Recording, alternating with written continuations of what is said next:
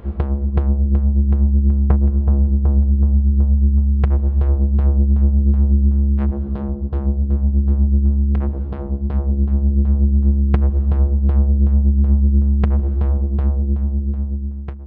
folks, I'm Spencer, and on today's episode of Cult Mania we're reviewing nothing, because this video is going up on my birthday. So I decided that I was going to do a sort of more personal video going over some of the films that are really important to me, that have influenced me as both a filmmaker and sort of inform how I review films on this channel. Now, don't take this as a sort of comprehensive list of all of the films that have inspired me, because that would take forever. Don't take it as a list of my sort of favourite movies either. I don't think I will ever do a video on my favourite movies, because it would be a huge video and I would probably disagree with myself after about a day of it being up. I'd be like, oh, I don't think that belongs on there anymore, this needs to go on. I mean, this list has already had several rewrites, and I only started writing it yesterday, time of reviewing. Yeah, also there are films that I have that would be on here if I hadn't already done videos on them. Stuff like Eraserhead or Suspiria, I feel like it would be a waste of time to go over again, but they are incredibly important to me. And there are one or two that I've thought about putting on the list, but I know down the line I've got videos planned for them, so again, I'm trying not to just do content over and over again. I mean, I'd actually planned to only do 5 films, and then there was one that I was like, oh, this kind of needs to be on the list. So you've got 6. These are the 6 most important, influential films to me. Let's crack on. George Romero's original Night of the Living Dead was the first horror movie I ever saw. It was probably, actually I know for a fact, it was not the first film to ever really scare me. That goes to Monsters Inc., in which I ran screaming from the cinema at about the age of 3.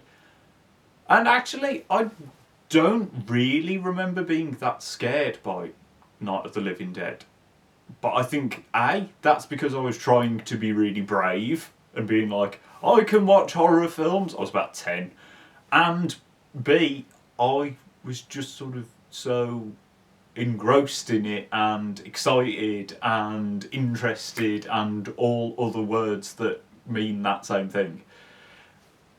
I mean, it was a big thing to be like, I'm being allowed to watch horror films, and it sort of blew my mind. It was all I wanted to watch after that. It still took me a while to be allowed to watch much stronger things. I mean, Night of the Living Dead was the first one because it's not particularly graphic or anything. It was also almost certainly the first black and white film I saw. It was the first film that I watched knowing that it was old. Obviously I watched like Disney films from the 60s or whatever, but I think when you're a kid you don't realise that they're that old. Because this was the first time that I was like, ooh, there is a history of film. There are all these years worth of films that I'd not seen. So I'd got, suddenly all I wanted to watch was horror, and I was like, oh my god, there's so much of it as well. So it's just this really important film for me. It's not the first. It's not the film that made me fall in love with film, but it's the first time that I really sort of understood that there was a whole world of cinema outside of the stuff that I actually was seeing in the pictures, you know, big blockbustery stuff, that there was just this weird world to explore. So it had to have a place on this list because it is the sort of the start of the journey. Also, I'm really glad that the first horror movie I saw was Night of the Living Dead, because it's really good, and it's still really good. I've, you know, watched it not that long ago, and it's fantastic. I'm glad that it wasn't some utter piece of like dog poo that was like the film that introduced, you know, like the first thing that I saw before I was old enough was like a crappy American Pie movie at the cinemas, and you know, that's disappointing. Whereas Not the Living Dead, I feel very cool that it was the first horror film I saw.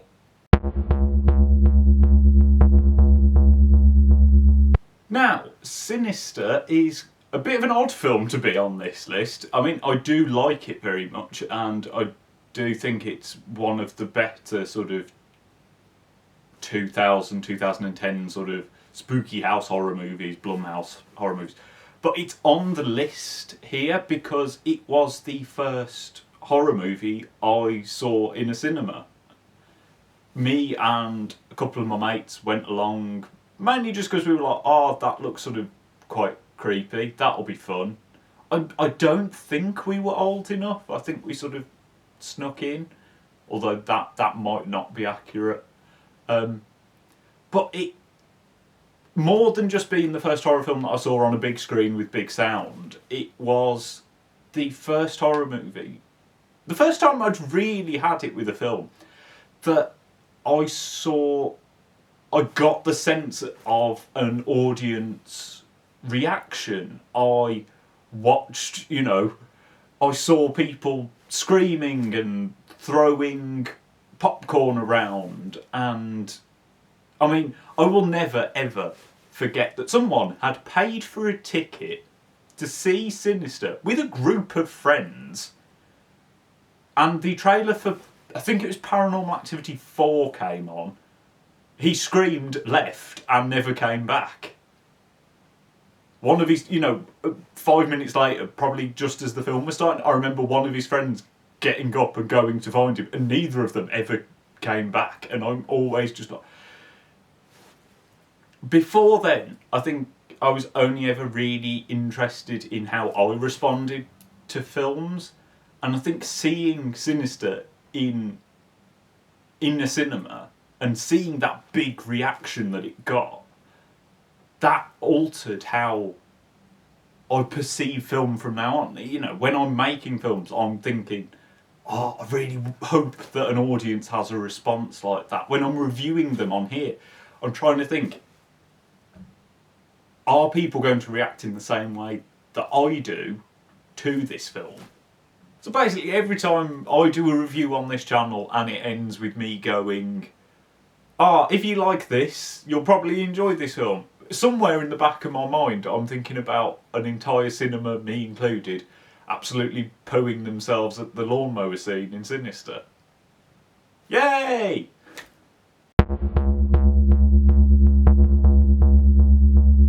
Now, Drive makes it onto the list for pretty much two reasons, one of which is a lot more embarrassing than the other.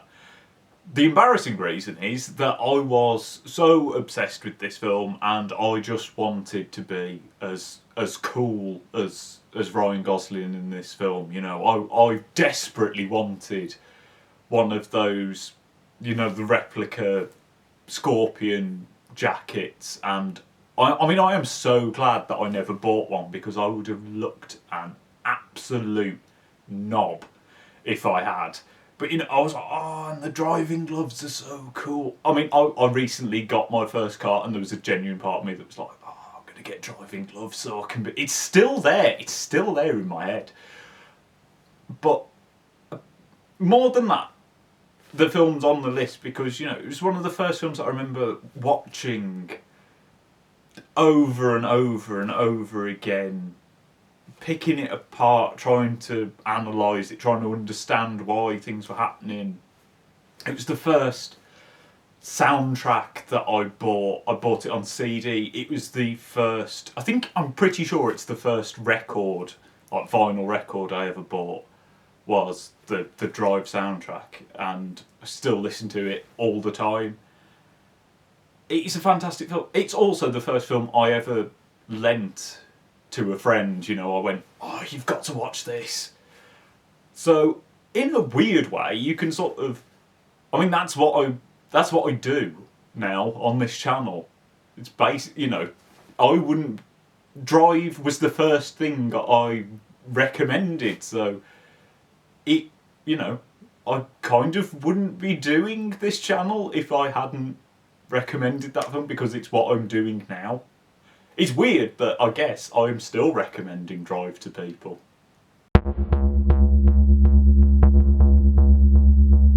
I bet you didn't think Hobo with the Shotgun was going to be on this list. This is here for predominantly, you'll have to bear with me on this one. When I was at college, I did film studies, because of course I did. It's me we're talking about. And in our second year, we had to make a short film, and it could be pretty much about anything. I can't really remember what.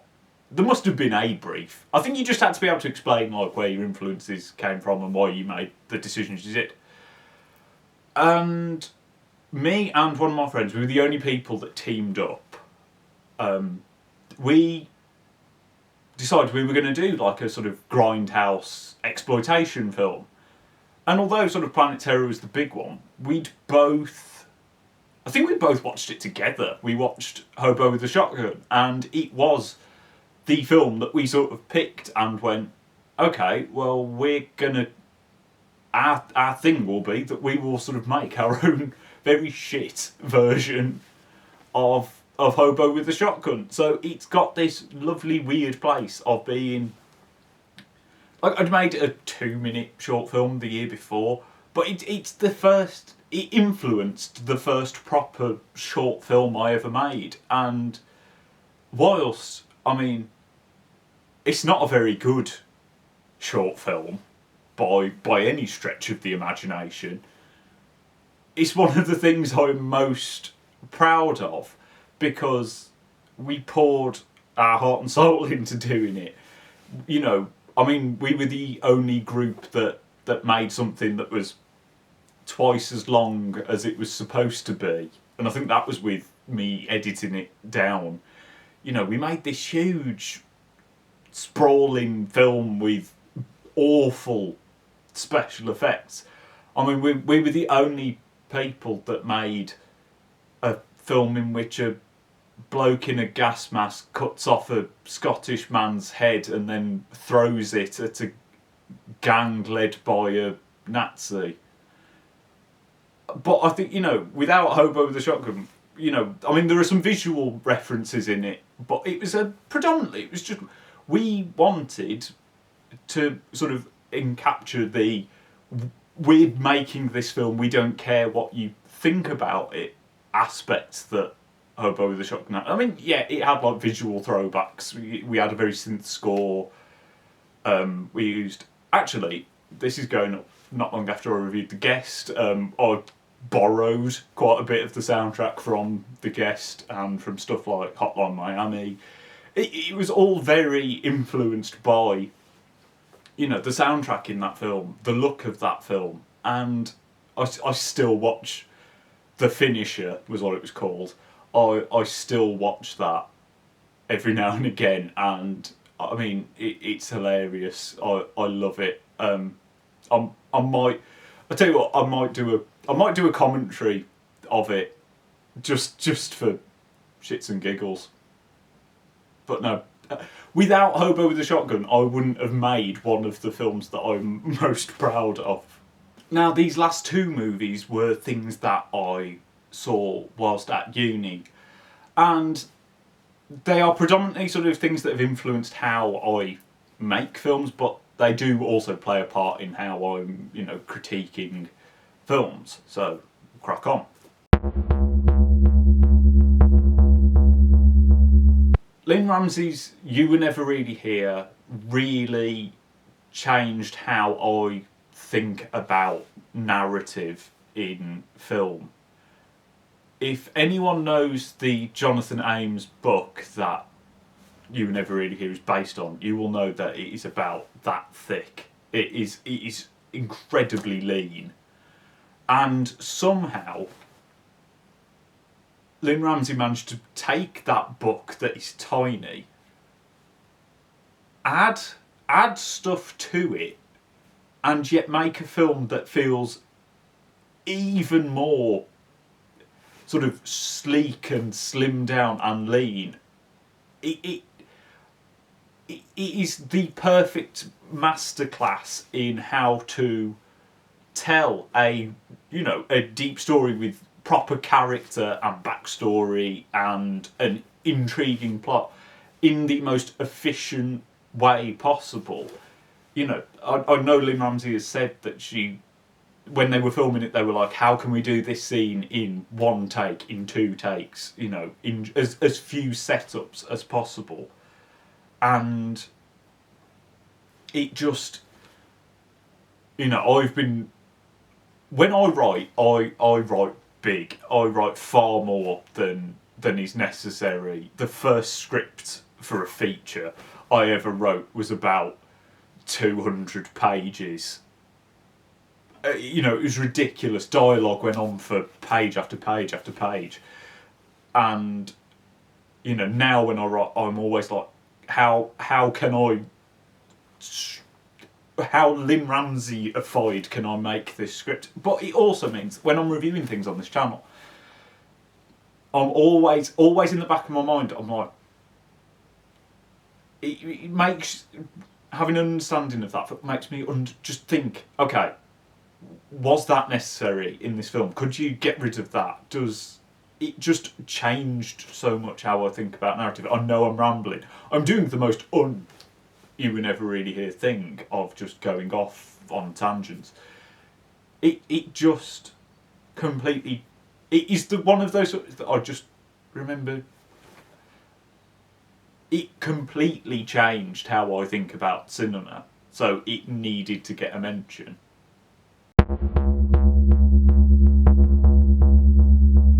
And so that brings us to the last film on this list, which is Shinya Tsukamoto's Tetsuo the Iron Man. I've mentioned this film many times before, and I just think that this is the perfect place for me to gush about it. I went into this film with a lot of expectations because I watched it while I was writing my uni dissertation on Japanese extreme cinema, and it cost me a lot of money, very annoyingly, because I paid £30 for the Blu-ray of this and the second one, despite the fact that now you can get them dirt cheap because they decided to put them back out again.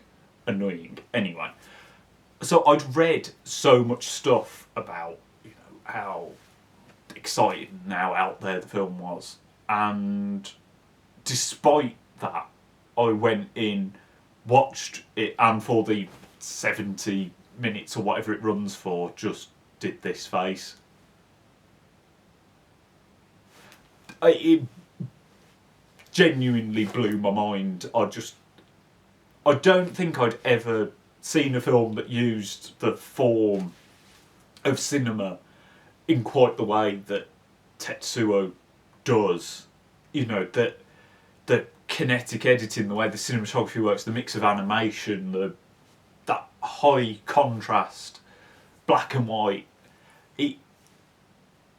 And to do it on so little money, it has had like a visual impact on me. A lot of, especially the film that I made to go alongside my dissertation, has many sequences in which I was trying to recapture that sort of kinetic element. I did animation work, photo animation, to try and recreate like when they're chasing each other at the end of the film. I tried to recreate that style. But as much as anything, it's made me go. They made basically a big sort of sci-fi horror monster movie thing on so little money. It's the sort of film that anyone who wants to make films really should watch, because it just shows that if you're inventive and dedicated enough, you can make something that will blow people's minds and is just thrilling and exciting. And all of the films on this list have sort of in some way changed how I think about film and cinema. And Tetsuo is probably one of the last films that has done that. There probably have been things since, but I don't know. It will always hold a special place in my heart for just making me realise what you really can do. And, you know, I go backwards and forwards on how much, you know, respect I have for the film that I made at uni. I was so proud of it at the time. My lecturers really didn't care for it. I've gone backwards and forwards on hating it myself and being really proud of it. But I think a lot of the things that I am proud of in it, regardless of whether, you know, I'm on a bit of a downer on it again at the moment, but Tetsuo inspired me to push myself and to make something more daring than I think I would have if I hadn't seen Tetsuo. So I owe so much of the stuff that is successful in that film to Tetsuo. Not just the visual stuff, but just the sort of just go for it and make something, make what you can. That element of it is really important to me. So that was my, I was going to say top 6, but I mean, that's ridiculous because it's 6. And they aren't necessarily 100%, you know, the most important films to me, like I said, but they're very personal films to me. They're very important. I am who I am in part because of those films, and I just wanted to share that with you. I would really like people in the comments to sort of let me know what you think of the films that I've listed. And B, I'd just like to know, you know, what films are really important to you. We do a lot of talking on this channel about good films, bad films, but I think, you know, film is something that can be really important in people's lives. You know, there are huge amounts of my life that wouldn't be anywhere near what they are if I hadn't seen certain films. I wouldn't have met people. I started talking to the woman that would become my wife because of Twin Peaks. You know, there are lots of things that film just influences so much of my life, and I'm sure so many other people's. I'd just love to know what films are important to you, what films have influenced how you look at life, how you create things, how you that have just influenced you generally. Let me know down in the comments. Like and subscribe so you don't miss any more videos. And I shall see you next time.